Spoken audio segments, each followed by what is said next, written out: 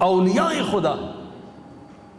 میں عرض کروں آپ کی خدمت میں، شاید بہت سارے طلبہ جانتے ہوں، کوئٹہ میں جو بیت المقدس کے جلوس میں لوگ شہید ہوئے، ان میں سے ایک ہمارے دوست عزیز آغا منتظری تھے، مہدی منتظری.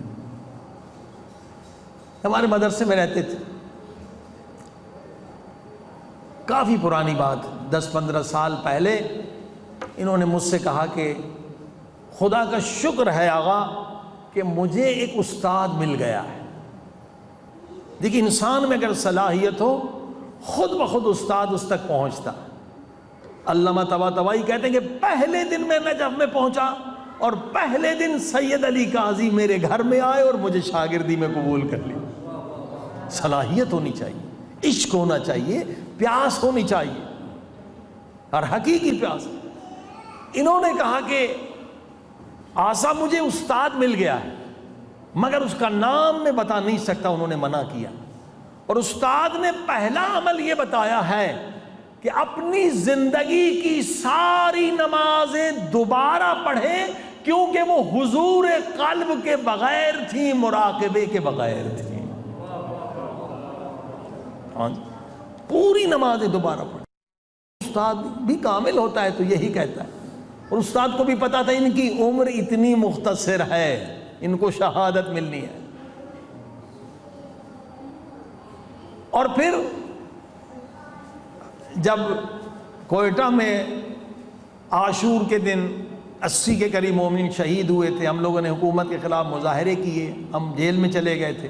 جیل سے ہم جب واپس آئے تو یہی شہید آغا منتظری کوئٹہ کے کہنے لگے کہ آغا آپ نے جیل میں تکلیف دیکھی ہے تو میں نے اپنے استاد سے اجازت لی ہے.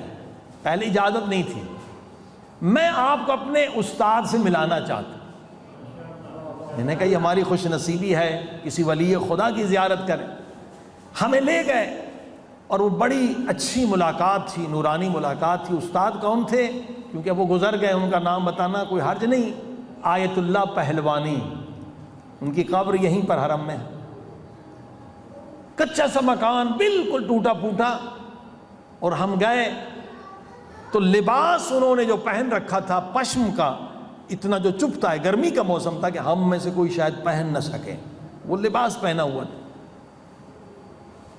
اور ہمیں جو انہوں نے بٹھایا وہ کیا تھا، وہ دو جو سیڑھیاں نہیں ہوتی اوپر چڑھنے کے لیے، کچی سیڑھیاں تھیں، اس سیڑھیوں پر بوری رکھی ہوئی تھی. کہا آپ یہاں بیٹھیں، میں نیچے بیٹھ جاتا. ہم نے کہا کہ بھائی یہ کیسے ہو سکتا ہے، یہ تو گستاخی ہو جائے گی. کہا میرا طریقہ کار یہی ہے. عجیب عالم ربانی، یہ چھپے ہوتے ہیں یہاں پر، ہزاروں آج بھی ہوں گے، خود کو ظاہر نہیں کرتے. بہرحال عمر تھا، عمر فوق الادب. ہم بیٹھ گئے، چند سوالات ہم نے کیے. ہم نے کہا اب ہمیں اپنی شاگردی میں لے لیں. کہا میرا وقت ختم ہو گیا. اس کے 6 مہینے بعد انتقال کر گئے. اور میں نے زندگی میں 18 یا 16 کا شاگرد بنائے ہیں، ان میں سے ایک کا نام بتا دیتا ہوں. ہم نے کہا ہم افریقہ جا رہے ہیں، ہمیں کوئی نصیحت کریں، کیونکہ بحث مراقبے پہ ہو رہی ہے. یہ تھی کہ ولی خدا کا جملہ سنیں. یہ کہتے ہیں ولی خدا کہ جملے میں کتنا نور ہے. ہم نے کہا ہم جا رہے ہیں افریقہ تبلیغ کرنے کے لیے، قبلہ کچھ نصیحت کریں.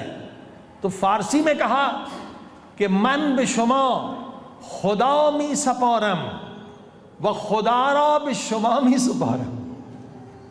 اب پہلا جملہ تو آسان ہے، لیکن اصل وہ کوزے میں دریا کو بند کیا ہے دوسرے جملے میں.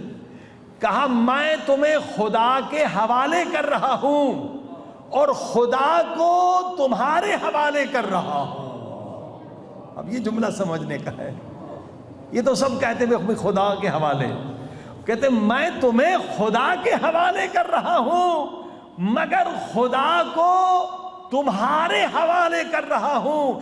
مقصد یہ کہ مراقبے میں رہنا، خدا کے حضور میں گناہ نہ کرنا. یہ ہے مراقبہ، اصل سعادت مراقبہ. عزیزوں کا مراقبہ نہیں، انسان مردہ ہے، چاہے کتنا بھی عالم بن جائے بے ادب ہوگا جس کے پاس مراقبہ نہیں ہوگا۔ مراقبے کا پہلا پھل ادب ہے، ادب۔ انشاءاللہ کل اس پہ گفتگو بھی ہوگی کہ ادب کتنا اہم ہے۔